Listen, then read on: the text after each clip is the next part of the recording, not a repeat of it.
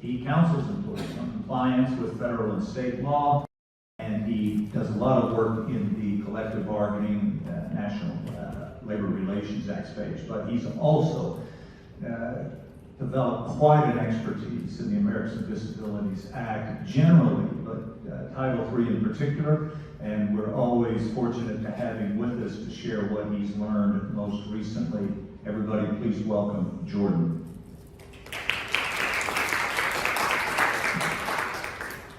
Thanks, Steve. It's good to be back here in person. I missed the Houston conference, and it's been a few years since we've been here in person, so it's good to see all you guys again.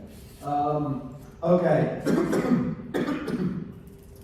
What we're talking about here, as Stephen said, even though I specialize, or I used to specialize in employment law, and I still do, my other specialty here is Title III of the ADA. And this is what I do probably 75% of my work in these days, and that is public access law. And I'm going to speak mostly on website issues, although I always like to throw in one or two what we call brick and mortar issues. I'm certainly not going to talk too much about that. That could be a 2-hour presentation in and of itself, but ways that your property should be ADA compliant from both a brick and mortar physical aspect. Most people know about some of those things, like, you should have grab bars in your restrooms, you should have the appropriate number of disabled parking spaces, things of that nature. But what people don't know about as much as the website issues. So that's what I usually try to talk about here. But just one slide here of just background of the ADA in general, Title III. So it applies to what's called places of public accommodations. That's all of you here. It's hotels, resorts, spas, stores, things of that nature. What the debate comes in, which I'll get to, and you're going to get sick of hearing me saying it, is a website a place of public accommodation? That is where all of the lawyers love to get analytical and technical and talk about what the intent of the statute drafters were. But for now, I'll get back to that. For now, generally, under the ADA, it's the Title III prohibits a place of public accommodation, so prohibits a restaurant or hotel from denying services and accommodations to individuals with disabilities. No one is doing that intentionally. No one's saying to someone with a disability, no, we're not serving you. What is happening is, do your properties not have all of the features that you need so that someone with a disability cannot claim that you are denying them services because your front door isn't wide enough, or you don't have the appropriate number of guest rooms with a roll-in shower, or whatever the case may be. Your obligation as an operator of a place of public accommodation is to remove the barriers to access, and that either physically with moving things away, building things, or revising your website. This is all about barriers to access. And in terms of the physical property, what I always get phone calls about is someone telling me, oh, we got a demand letter, or we got sued for lack of ADA compliance. But luckily, our property was built in 1972, and I did a little research and Googled, and I know the ADA wasn't a thing until 1990, so we're grandfathered out. And that's taken a lot, that's got a lot of momentum been arguing over the years, but it's just not a thing.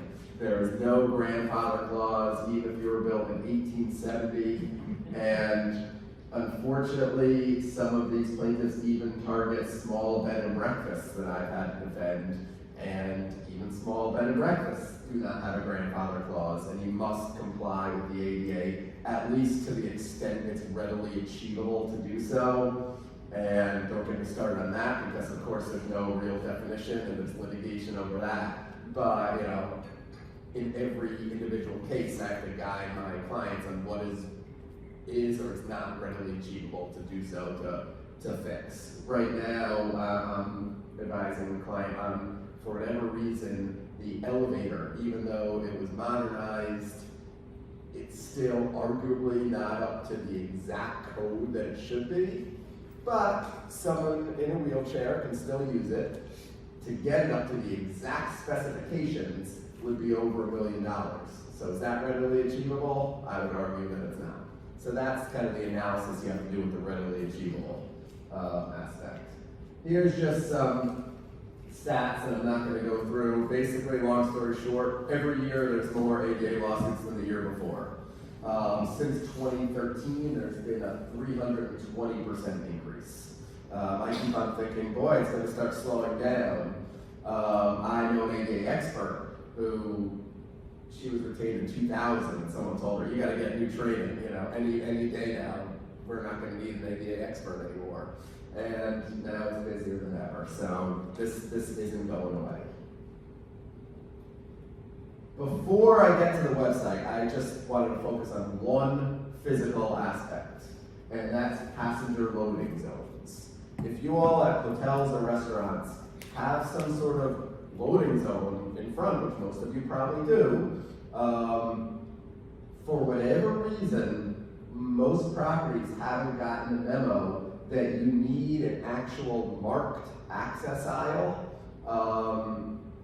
It's gotta be, it's usually in yellow, but it doesn't have to be, it can be in any color. It needs to be certain specifications, I'm not gonna get into that now, but there needs to be a painted, marked access aisle in front of your loading zone to prevent cars from going in that access aisle, so an individual with a disability knows they are safe to walk through that access aisle.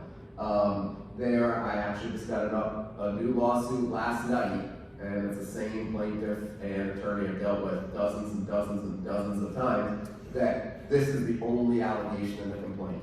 They drive around, don't even have to stop and go in the property. It's very efficient for them to say, oh, there's not a marked access aisle, I'm going to sue the hotel. So if you don't have a marked access aisle, you might want to talk to me, talk to someone else, and think about addressing that issue. With that being said, let's go into the website issue. There are two different ADA website issues. If someone says to me, oh, we're being sued for lack of ADA compliance on our website, I need to figure out what they're talking about, because there's two different issues, and I'll spend a few minutes talking about each issue. The first one is what most people think about. Does your website need to be accessible for users with visual and hearing impairments? And that's where most of the litigation is. The answer is essentially yes, but it's a little bit uncertain. The second issue is, although it's still a website accessibility issue, it's a little bit more nuanced. It's, does your website need, and this is only for hotels, the second issue is only for hotels, it's not for restaurants. Does your website need to provide information about the physical structure of your hotel so that someone who is in a wheelchair can look at what features you have and decide whether to go to your property? And there's actually regulations. And the answer to number 2 is yes. But let me go to number 1 for the next 10 minutes or so. And again, number 1 is, does your website need to be accessible for those who are visually impaired, seeing or hearing? And there is a little bit of tension between courts and the Department of Justice. My next slide, you'll see the Department of Justice finally weighed in on this. They said they were going to issue some sort of guidance in 2010. They issued that guidance a couple months ago. So it took a little time. And the guidance isn't really, to be frank, that helpful. But at least it's something. Courts, and I don't want to talk too much about case law, but courts have ruled on both sides of the issue. But I almost never get a call from a client who's getting sued where I say, you know what, you don't have to worry about it, your website doesn't need to be compliant. So for the most part, we're gonna assume your website does need to be compliant unless there are extenuating circumstances otherwise. And again, the DOJ just weighed in, and the DOJ said web accessibility is an ADA requirement for businesses that are open to the public.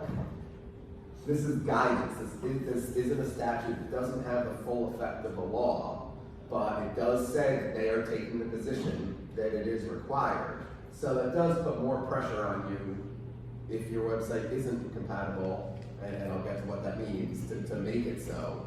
But the guidance said you can choose how to do it. I think it made it better if they gave some sort of universal standard. They didn't. They said you should adhere to what's called the Web Content Accessibility Guidelines, WCAG. There's been 1.0, 2.0, 2.1. 2.1 is still kind of the default, although now there's a 3.0. I don't even know what that means. Those are more kind of tech type requirements that people who are actually building your website will know what that means. And the DOJ talked about what are the issues you need to be aware of, and I'll talk about that in a slide in a couple minutes. So the DOJ says we should keep web accessibility in mind and do your absolutely best to make your websites accessible. Then you have a few kind of leading cases right now. You have a case coming out of the Ninth Circuit. I can't believe it's 3 years ago now. So it took place, I think, in October. Or actually, October was when the Supreme Court denied cert, but it almost exactly 3 years ago, where someone tried to order Domino's. They were blind. They couldn't order it because the website was not compatible with screen reader software. That's what happens in these cases. Someone who's visually impaired has their own software that they use, and you as a business need to have a website that is compatible with the screen reader software, so their website can do their work and enlarge the font size, create different visual effects that can help them read to them, do other things of that nature. And under the district court in California said it didn't have to be accessible. The Ninth Circuit reversed and said that Title III does apply to websites. They are assuming that place of a public accommodation should be expanded to include a website, even though it's not a physical place. And so Domino's, needed to fix its website, and the plaintiff got they don't get damages, we get attorney's fees, which is essentially the same as damages because you get hundreds of thousands of dollars that this case took to litigate.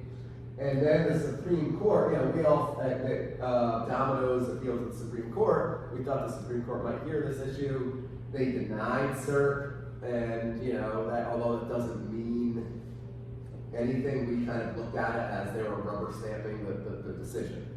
So you have that case. Now you have a recent case out of California, which is very strange because California is usually very high in plaintiff's rights. You don't have to worry about this too much because most of you have physical places here, but this case did say that online services, if there's not an actual physical place tied with the online service, the online retailer actually is not a place of public accommodation. But again, I don't think any of you in here are only online retailers, so we don't have to worry about that. And that dovetails with the big case out of the 11th Circuit, which I know a few of you in here are from Florida. And Florida's in the 11th Circuit along with Alabama and Georgia. Gill versus Winn-Dixie, which this is the case that talked about there needs to be a nexus between your physical place and your online. So if you're a hotel and you have a website, there's a nexus between the website and the actual physical place. The website acts as, the language of the court said, a gateway to the physical place, the physical structure.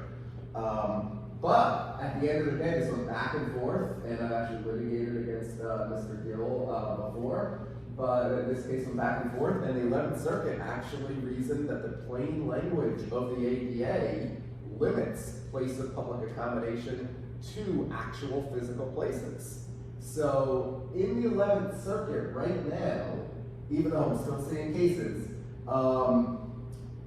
Arguably, your website does not have to be ADA compliant. How does that dovetail with this super recent guidance from the DOJ?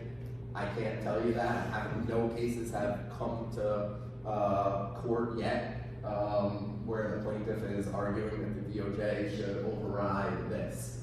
But I still, as a lawyer, being cautious, think you should do what you can to make your website ADA compliant. So what does that mean? What are we talking about here? Let's talk about practical. Big thing.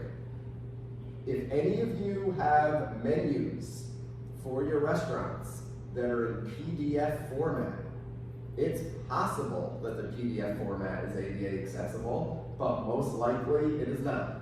I have another plaintiff who I'm dealing with right now who goes all around websites looking to see menus that are in PDF format and then just suing them right away based on the fact that he wanted to fly to your property to eat at your restaurant, but he can't look at the menu, so he doesn't know if you have anything that he likes, and he's suing you.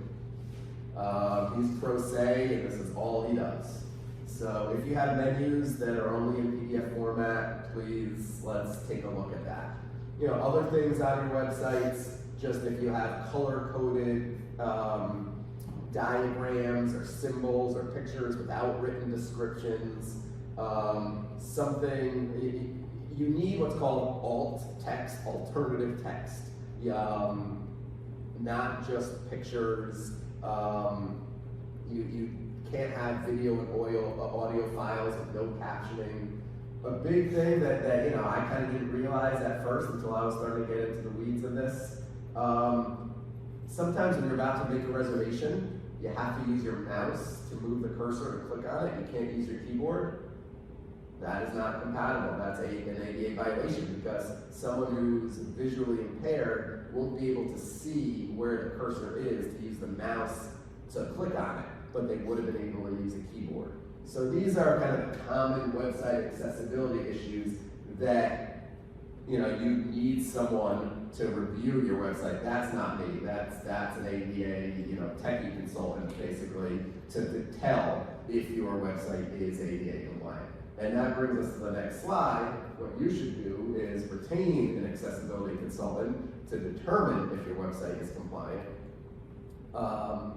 Also, I strongly recommend using counsel along with the ADA expert. The counsel doesn't have to spend tons of hours, tons of time. We don't need to bill you a lot for that at all.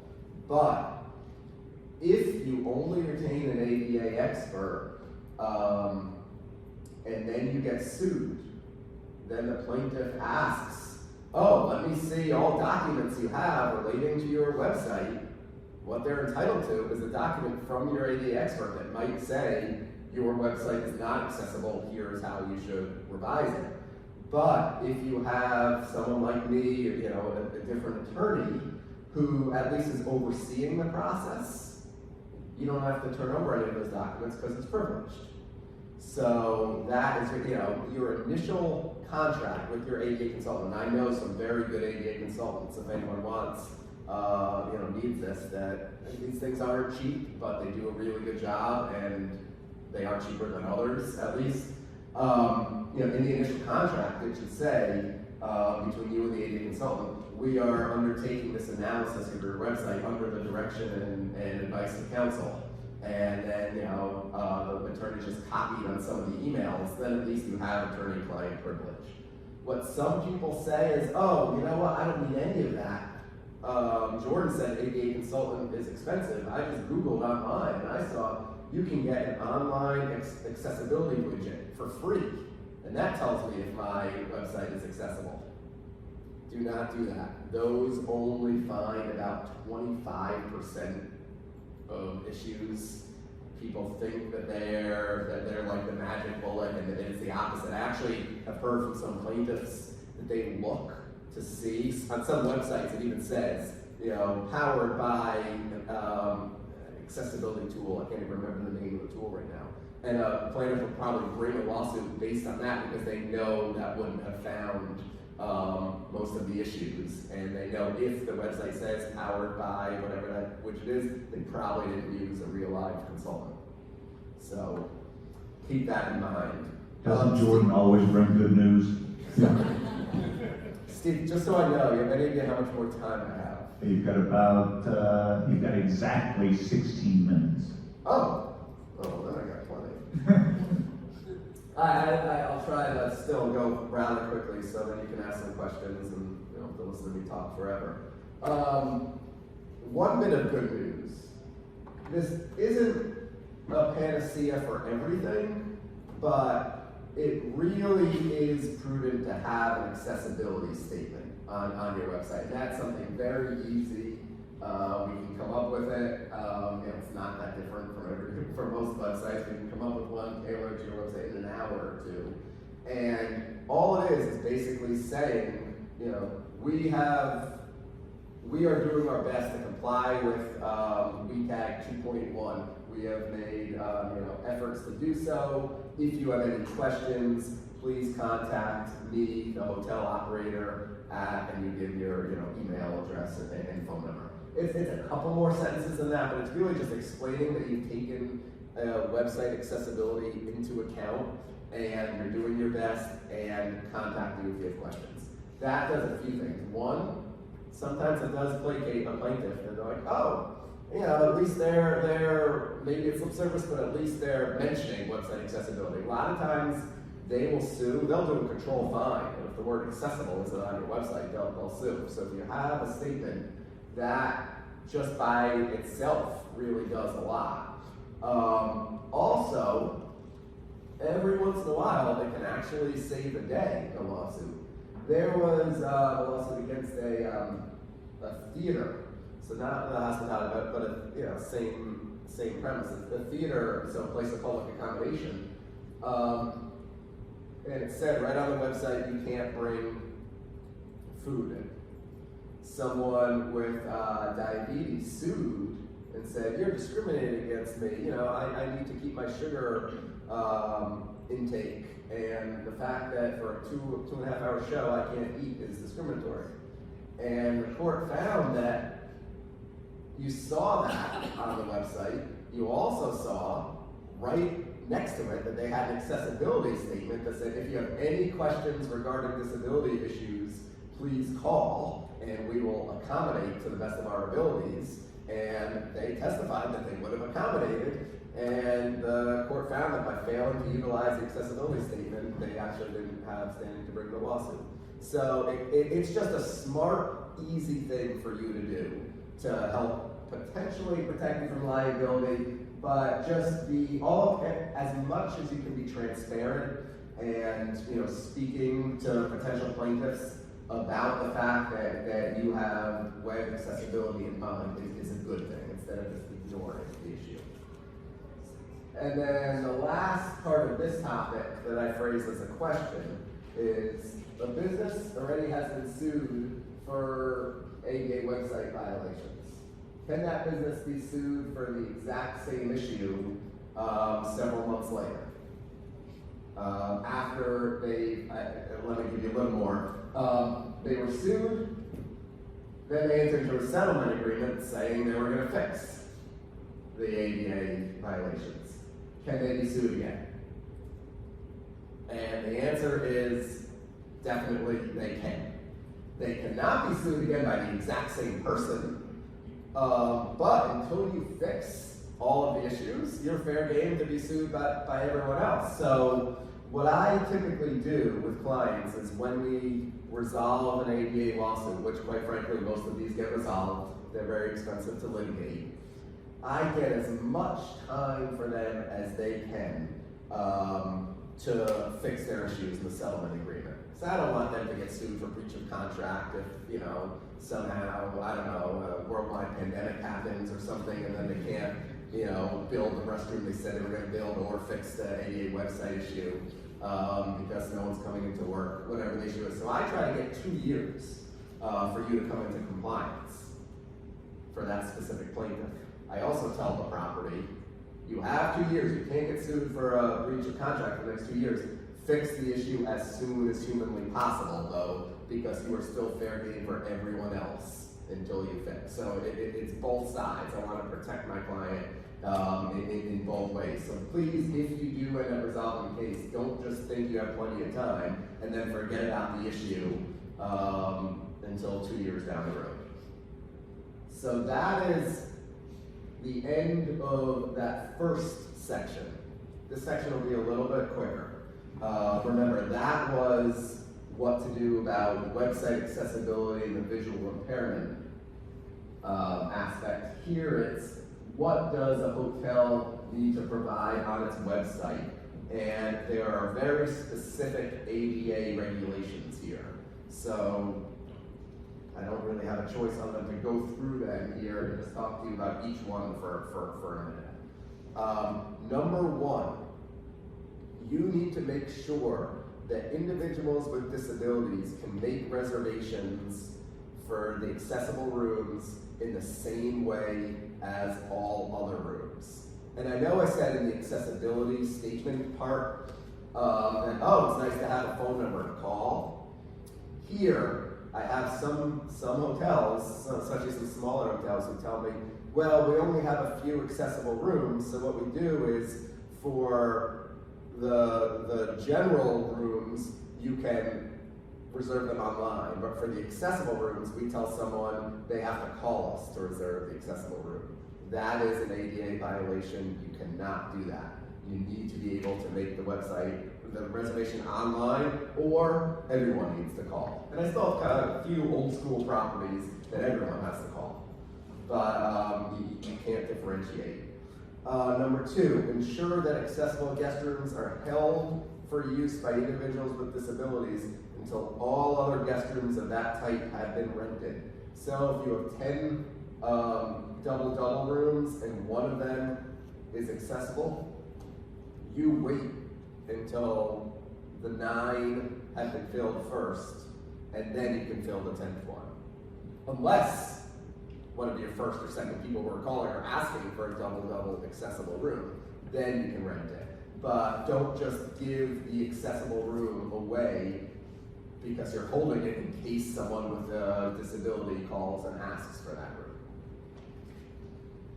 Number three, oh, by the way, I just thought another big issue that I'm not talking about today, but in the same space, more and more these days, we're getting service animal issues. If anyone has any issues about that, we can talk about that later.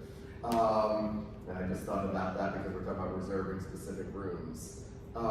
Once a guest room is reserved, please block that and remove it from the reservation system. What happens in some cases is, there's different types of accessible rooms. Some have roll-in showers. Some have accessible tubs. And what happens often is a guest reserves, let's say they reserve a roll-in shower room. It's not blocked and removed from the system. Somehow someone else reserves that room. The guest comes to the front desk and says, oh, I reserved room 320. And he knows that's a roll-in shower room. And the front desk person, it's her second week, she doesn't know. She goes, oh, I'm sorry, that's been given away, but we have room 215. And, oh, you need an accessible room? Sure, that's accessible. Don't worry, it's just the same as the other room. And it's not. It's an accessible room, but it's got different features. And I see this happen more than you would think. Then there ends up being embarrassment, a potential fight, a lot of hostility. You told me this was the same, it's not. And then you can't kick out someone who's already in the other room, and it opens up a whole can of worms. So when someone reserves a specific room, and these two are related, not only the type of room, someone may have been coming for years and they really want 320. And so they don't even want a different roll-in shower room. They want 320. So if that's reserved, that needs to be reserved. Trying at the last minute to do all this is difficult. I unfortunately had to defend a hotel a few months ago where someone had to move 3 different times. And the second time, she tried to use the shower even though it wasn't accessible. It didn't work. She got stuck. Security had to help her. She's half naked. She's extremely embarrassed. Found other ADA issues while she was in the throes of switching 3 different rooms. A, you want to be a good hotel operator. B, you also want to be careful from a liability perspective, and showing someone different rooms and having them enter and have potential difficulties in different rooms is not a smart business practice either. So those are really the not as controversial rules, but rules that you need to be careful about, and you really should be able to follow. They're not that difficult. They just take some some planning and some work. And then we get to the one that's a little bit more, I don't know if I want to say complicated, but that's just the brunt of where the ADA litigation comes in. And it is, you need to identify and describe your accessible features of your property in quote unquote enough detail to reasonably permit someone to determine whether they want to come to your property. So what this means is, if you don't already have this on your website, you work with an ADA attorney to figure out what ADA features are at your property, and we just come up with a bullet point list that we put on your website. This is not like my first section of my presentation where you need to get an ADA consultant and spend thousands of dollars to have code change. This is just putting a bullet point list on your website. You should have a little tab for accessibility. You have the accessibility policy, and then you have the accessibility information. And we talk about 2 things. One, the public areas, just bullet points, depending on each of your hotels. We have accessible parking spaces. We have accessible lobby restroom. We have accessible tables in our restroom. We have a pool lift at the pool. We allow service animals. And you can go on, but through enough trial and error of having done this for the last 10 years, I've come up with a good list that I believe, if this was ever litigated, which it really hasn't been in a long time, of what would be sufficient and in enough detail. We had one plaintiff's attorney who argued that it wasn't enough detail. He wanted measurements on anything, but the ADA is hundreds and hundreds of pages. It was impossible for you to list every single possible measurement and everything. So a little bit basically of a summary of the public areas, and then also a summary of the rooms. And that's what I've talked about. We have rooms with roll-in showers. We have rooms with accessible tubs. We have non-slip grab bars. We have accessible king rooms. We have accessible queen rooms. And again, it's just a bullet point list. It's not, you don't have to get too much into a narrative.